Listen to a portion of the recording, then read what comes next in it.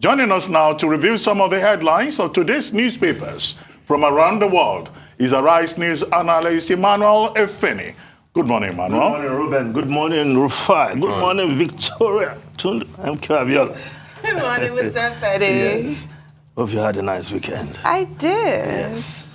Now let's start the review with this day. Nigeria's newspaper of record. The lead story: Tinubu rewards loyalty over competence, electoral value, religious balance. Says spirit of 1993 is upon us in 2023. Sounds like a prophet there. Brief Buhari in Daura. Masari stands down. Governors angry over decision. Meet president in home state today. Senator pulls out of support campaign groups. APC member quits. Inside details of how party candidate fought for choice partner. Stakeholders turned down Ushomole as likely campaign DG. Khan is left for voters to decide. It's a perfect choice, says Kayamo. Atiku cautions against politics of exclusion. Expectedly, most newspapers in Nigeria are reporting this story as their lead story. The Vanguard newspaper, just before we return to this day, the Vanguard newspaper, no, the Guardian newspaper, yes. Khan, Middlebelt Forum, Arewa ex-scribe, others decry APC's Muslim ticket.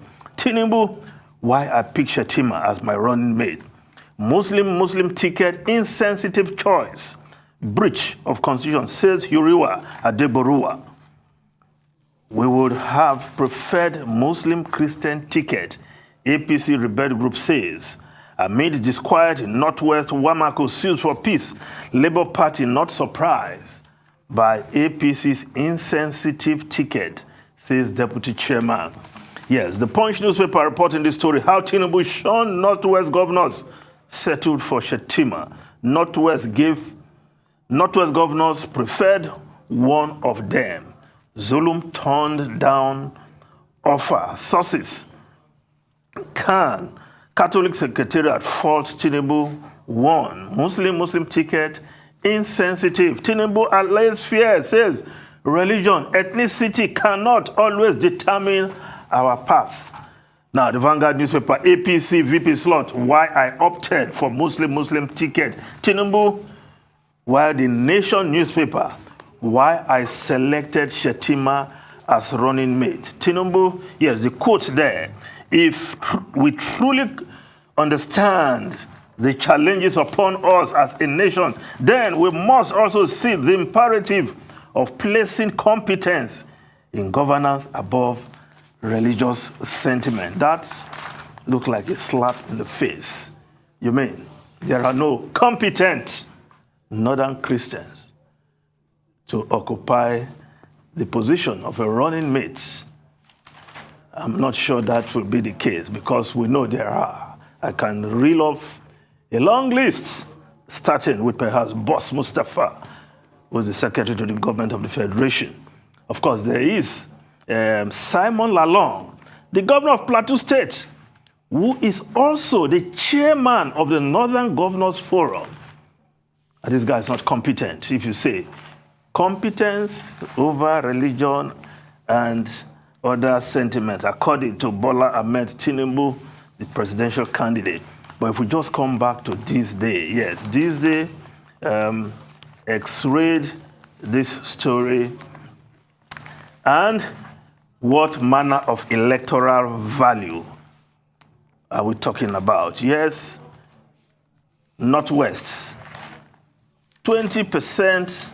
Yes, 20 million votes, about 24% of the total votes, as against the Northeast, with 11 million votes, that's 13%. So if it's electoral value, perhaps you look at Northwest. But, again, a number of persons within the APC are already angry.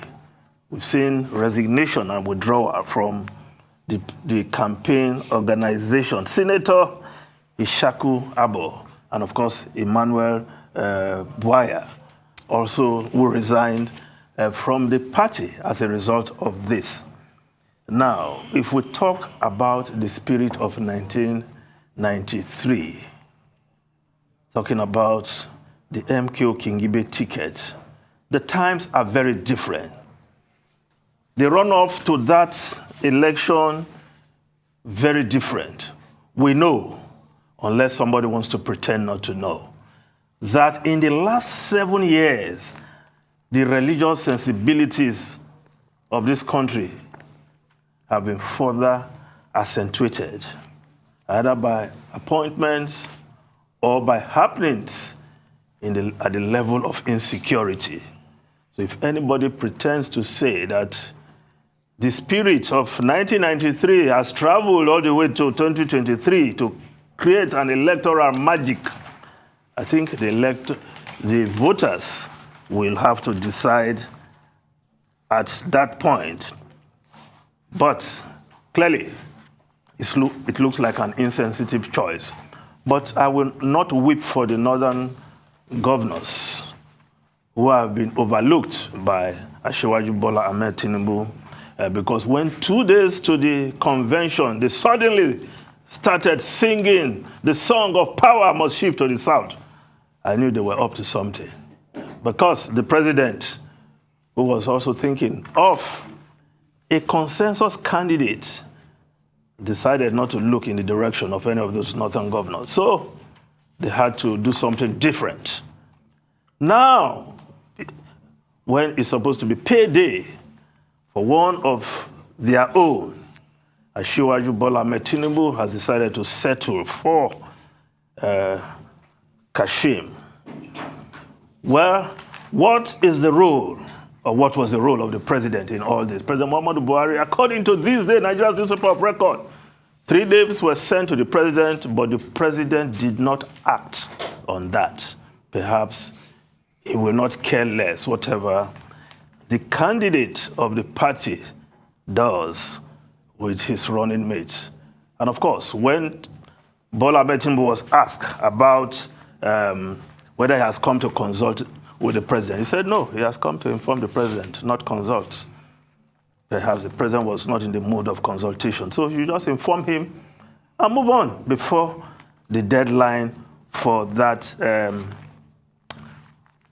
before the deadline where parties can still change their running mates, replacing the placeholder as it were. But if we just look at the Daily Trust newspaper, yes, families paid 800 million naira to secure release of 7 Kaduna train captives. Ransom paid in dollars, naira. How Boko Haram partnered bandits to train attack. Captors behind Kuje jailbreak. They jubilated on return. Freed captives. It's a journey to Valley of Death. Release FCT UBEC director. Yes. The release of 7 of those trained victims who are in the den of these kidnappers, these terrorists.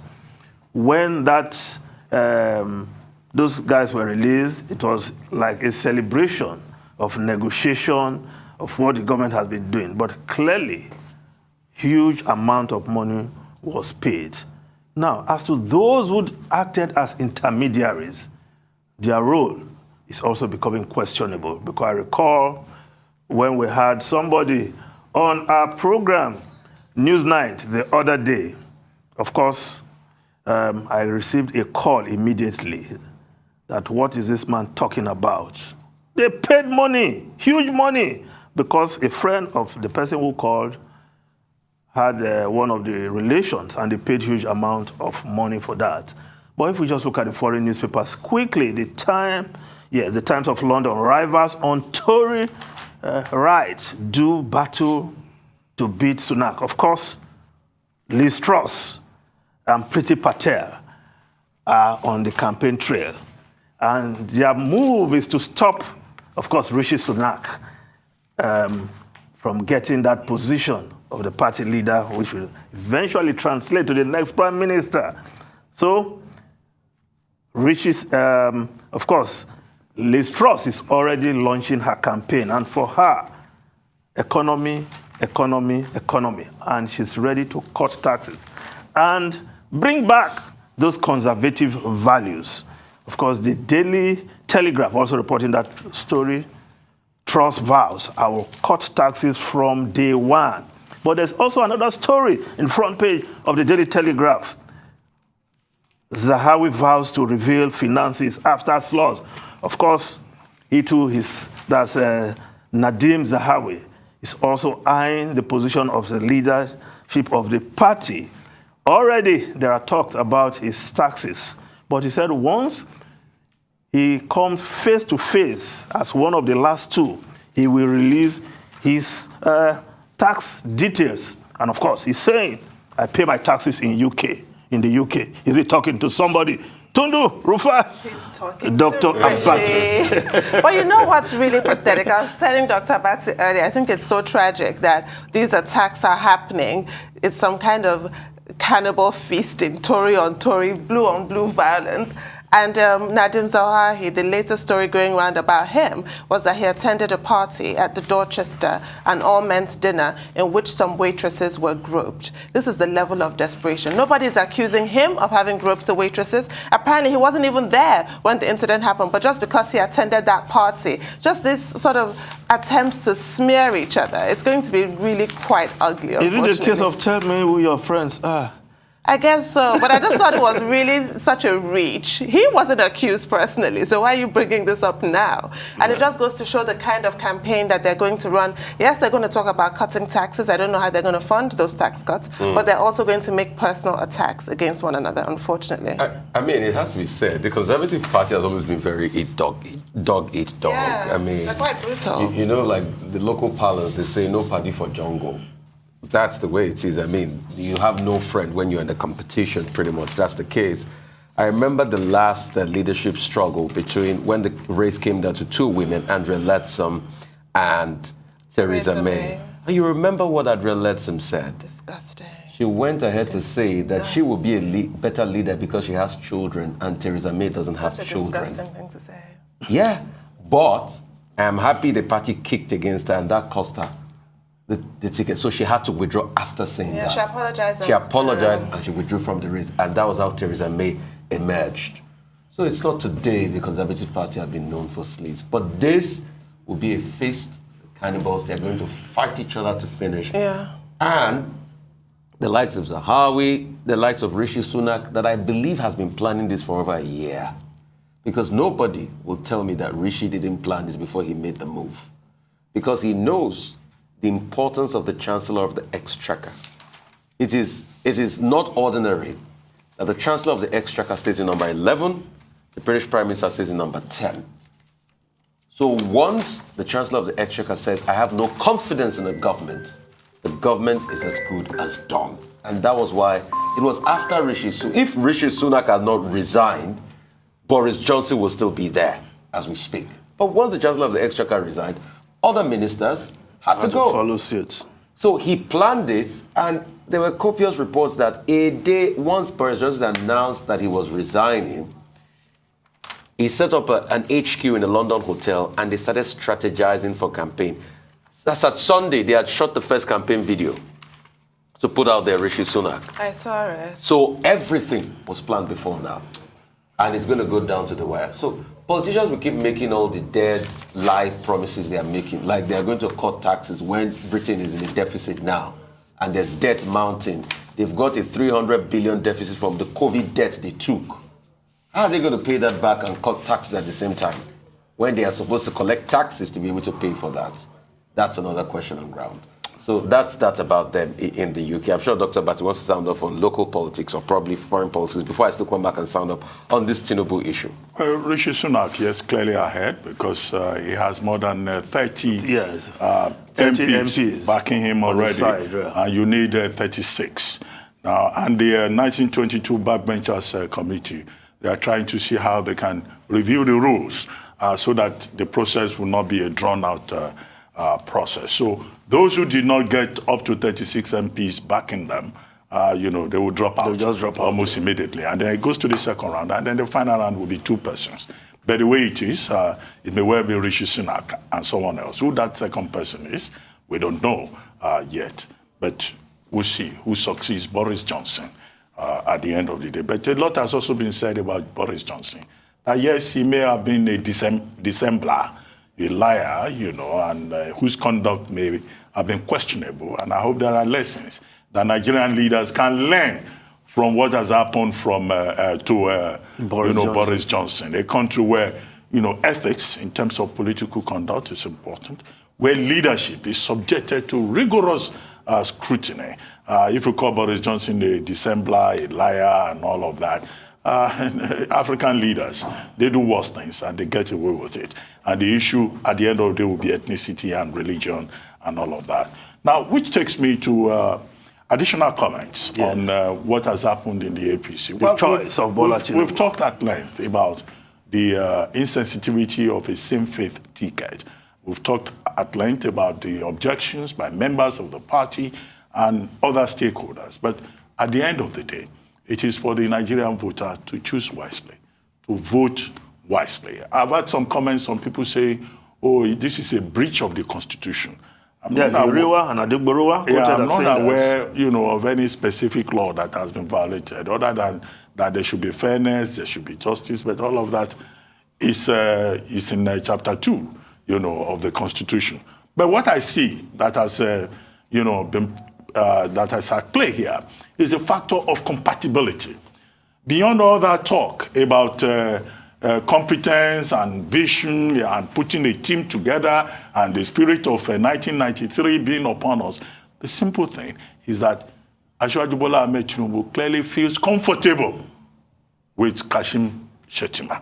In the same manner in which in the neighbor's compound, Alhaji Atiku Abubakar demonstrated that he feels more comfortable with Senator Ifeanyi Okowa. And that was why at the end of the day, it is his personal decision because he's the one going to work with Kashim Shettima. Another thing to note here, by way of subtext, is that Kashim Shettima has provable, demonstrable credentials.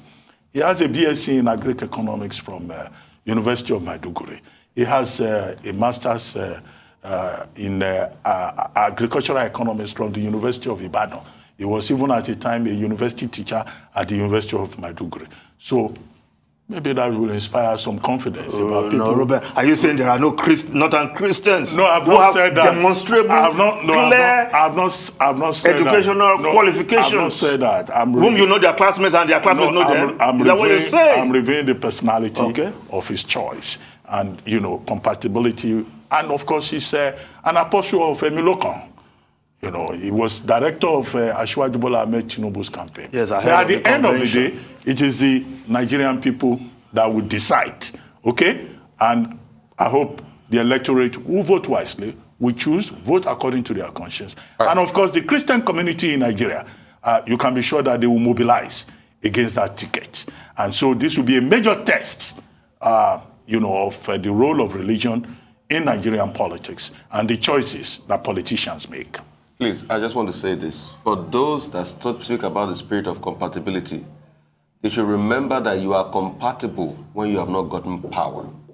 But once power is involved in compatibility, a lamb becomes a fox.